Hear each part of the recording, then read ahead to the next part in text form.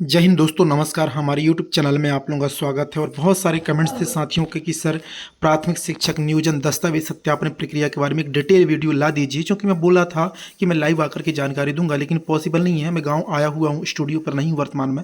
तो दोस्तों चलिए मैं आप लोगों को पूरा डिटेल में बता रहा हूँ, लेकिन इस वीडियो को शुरू से लेकर के अंत तक जरूर देखना। पूरी इन्फॉर्मेशन आपको मिलेगी, क्या कैसे डॉक्यूमेंट आपको रखने हैं, सारी फाइल आपको रेडी करनी है, ये आप सारी जानकारी प्राप्त कर सकेंगे दोस्तों।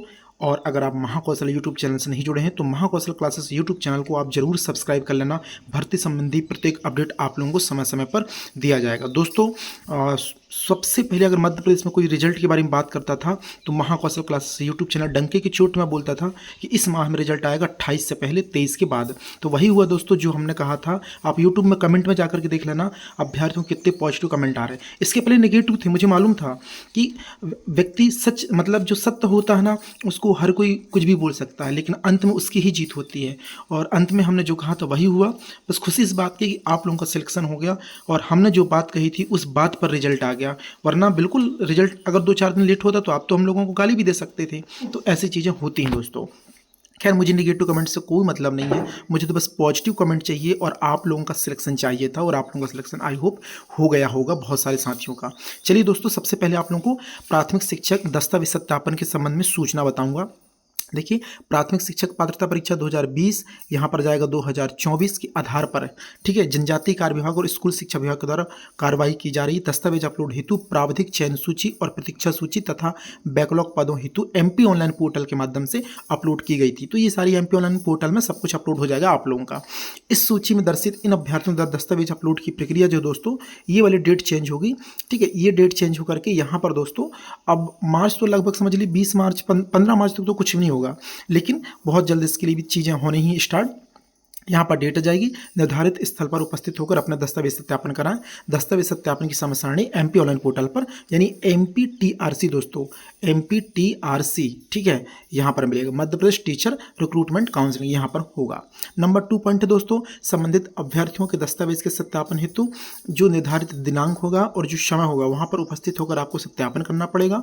इसके बाद बता दूँ, सत्यापन के समय अभ्यर्थियों को मूल दस्तावेज की स्वप्रमाणित 3 सेट में दोस्तों 3 सेट में आपको फोटोकॉपी रेडी रखनी होगी। ठीक है, और इसके दौरान आपके मूल दस्तावेजों से जो अधिकारी होंगे सत्यापन करने वाले, वो जो है प्रमाणित करेंगे और ऑनलाइन प्रमाणीकरण के बाद जो है आपको एक रिसिप्ट भी दिया जाएगा। और फिर आप योग्य या अयोग्य हैं वो भी वहाँ पे बता दिया जाएगा। तीसरा, सूची में नाम मात्र होने से अभ्यर्थी नियुक्ति का दावा नहीं कर सकेगा। नियुक्ति मेरिट के क्रम में पात्रता अनुसार व नियमानुसार की जाएगी, है ना। और ये माननीय न्यायालय के अनुसार तो आपकी कोई भी निर्णय अधीन नहीं है आपकी भर्ती, है ना। ये सबसे अच्छा पॉजिटिव पॉइंट है कि इस बार की भर्ती माननीय न्यायालय के निर्णय के अनुसार है, कोई कोर्ट केस कोई दिक्कत वाली बात नहीं है। पॉइंट 4, अभ्यर्थियों से अनुरोध है कि भी चयन के संबंध में विभाग के अधिकारियों को फोन व्हाट्सएप इत्यादि ना करें। ये भी सही, ये ज़्यादा बार बार आप परेशान करेंगे तो पुराना नियम है, चिंता ना करो। महाकौशल क्लासेस आपके साथ है, आपकी पूरी ज्वाइनिंग करा के रहेगा। ठीक है, और ये सारी जानकारी आप एमपी ऑनलाइन के कॉल जो हेल्प सेंटर वहाँ से कॉन्टैक्ट करेंगे। अब आप लोगों को क्या क्या दस्तावेज रखना है। सबसे पहले इस फॉर्मेट को फोटोकॉपी के रूप में निकालेंगे आप लोग। ये कहाँ मिलेगा, तो आपको सर्च करना है महाकौशल क्लासेस। क्या सर्च करना दोस्तों, महाकौशल क्लासेस करके आपको टेलीग्राम पे सर्च करना, वहाँ पे मैं ये फॉर्मेट आपको मिल जाएगा और वहाँ से आप एक्सेस कर सकते हैं। सबसे पहले इसको कम से कम 203 सेट जरूर फोटोकॉपी निकाल लेना, प्रिंट आउट।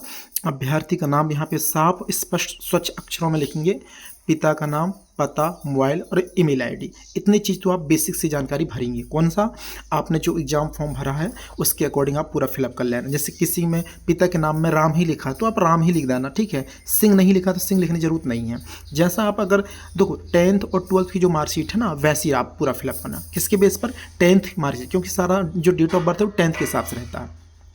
पात्रता परीक्षा जैसे 2020 वाले हैं तो 2020 लिख देना और 24 वाले हैं तो 24। प्राप्तांक और कंसोलिडेटेड रैंक आप लोग लिख देंगे। जन्म तिथि मतलब 10th की मार्कशीट में रहती है।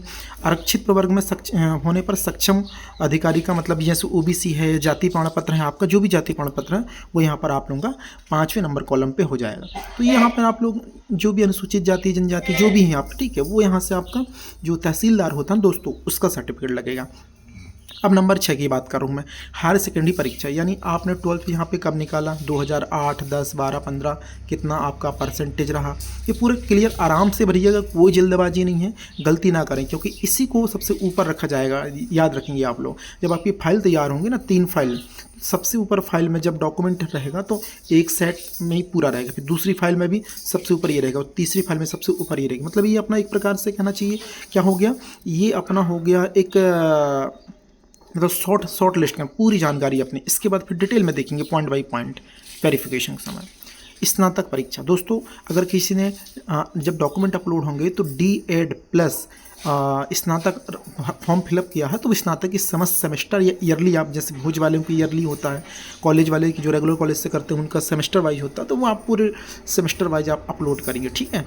इसी प्रकार D.Ed का भी अगर ईयरली होता है तो ईयरली करो और सेमेस्टर वाइज होता है तो सेमेस्टर वाइज करना, पूरा ईयर परसेंटेज सब कुछ आपको करना है। तो 8 नंबर तक कॉलम में मुझे नहीं लगता किसी को कोई प्रॉब्लम आने वाली, 8 तक तो सबके पास डॉक्यूमेंट है। अब 9वां, तो ये 9वां जो है ना B.Ed, ये नॉट अलाउ, ये B.Ed का कॉलम नहीं भरना आपको क्योंकि B.Ed अलाउ नहीं है MP में, ठीक है। मतलब पहले था लेकिन अब B.Ed को आउट कर दिया गया प्राथमिक शिक्षक में, तो ये पॉइंट आपका हो जाएगा खत्म। 10वें नंबर पे अतिथि शिक्षक अनुभव प्रमाण पत्र कम से कम 3 सत्र, अब जिसने 5 किया तो और इतना ज़्यादा भरने की जरूरत नहीं है, कुल 3 भरो और 3 को अध्यापन दिवस लिखो, बस हो गया। ज़्यादा परेशान होने की जरूरत नहीं है, भले आप 10 साल पढ़ाए हो, 12 साल पढ़ाए हो। 3 सत्र ऐसे लगाओ जो आपकी बिल्कुल वेरिफिकेशन वेरीफाइड हो जाए, कोई ईयर किसी से मैच ना करता हो, कोई डिग्री डिप्लोमा आप चुकी है रेगुलर में, है ना, ऐसे 3 सत्र देख लेना अपनी डिग्री से और वो यहाँ पे लिख देना, वरना होल्ड हो जाओगे अगर कुछ डबल किए होंगे तो। हाँ, अतिथि शिक्षक में और बता दूँ, DPI विभाग वाले अनुभव ऑनलाइन ही लगेंगे, ऑफलाइन कंसीडर नहीं किया जाएगा। और जो ट्राइबल डिपार्टमेंट है, प्राथमिक शिक्षा जनजातीय कार्य विभाग, इनके जो प्रमाण पत्र है ना वो ऑफलाइन मान्य रहते हैं, ऑनलाइन भी और ऑफलाइन भी, जिसमें AC कार्यालय के साइन होते हैं, ठीक है। AC कार्यालय जो होता है ना सहायक आयुक्त वही, और यहाँ पे होता है DPI में DO के और डिजिटल साइन होते हैं। क्लियर बात हो गई।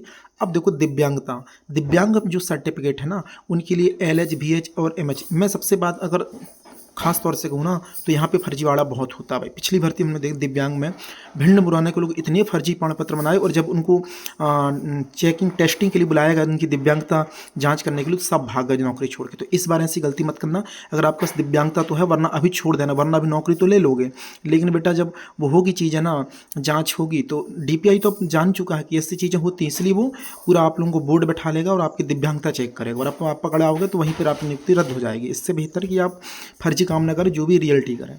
भूतपूर्व सैनिक तो बहुत कम है, लेकिन कुछ सिलेक्ट हुए हैं तो भूतपूर्व सैनिक अपना प्रमाण पत्र संलग्न करेंगे। और 13 में अन्य विवरण, मतलब अन्य विवरण में मतलब ये होता है जैसे किसी का मैरिज हो गई है तो वो मैरिज सर्टिफिकेट बनवा लेना अगर अभी होगी तो, बाकी पुराने वालों को कुछ नहीं करना है।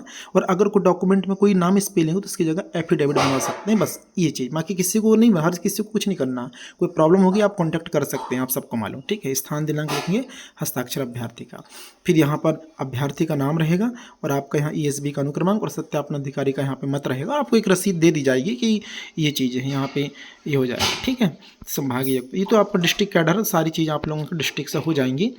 तो ये है दोस्तों, आप लोगों को जो है चीज़ें ध्यान रखना है, किस प्रकार से चीज़ें होनी है, और बहुत सुरक्षित तरीके से सारा सब कुछ आप लोग करना है, क्योंकि आप अब सिलेक्ट हो चुके हैं तो ये चीज़ ज़रूरी है कि क्या क्या होना है। बस 90% काम आपका हुआ है, अभी 10% बचा है। 10% में verification plus school choice filling और ज्वाइनिंग, ये 10% है, बाकी सारी चीज़ तो अभी हो चुकी है। तो अगर दोस्तों ये फॉर्मेट पाना चाहते हैं तो टेलीग्राम में जाएँ और महाकौशल क्लासेस सर्च करें, एक मिनट मिसस्पेलिंग लिख देता हूँ,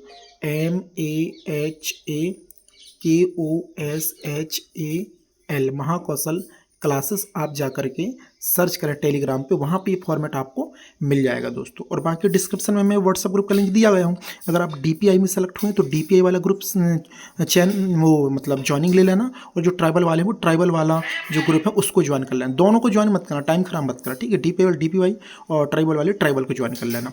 वहीं पर सेपरेट ग्रुप बने हुए, सारी इन्फॉर्मेशन वहाँ दी जाएगी, जो भी दिक्कत परेशानी हो आप कॉन्टैक्ट कर सकते हैं, आपको सारी जानकारी मिल जाएगी दोस्तों।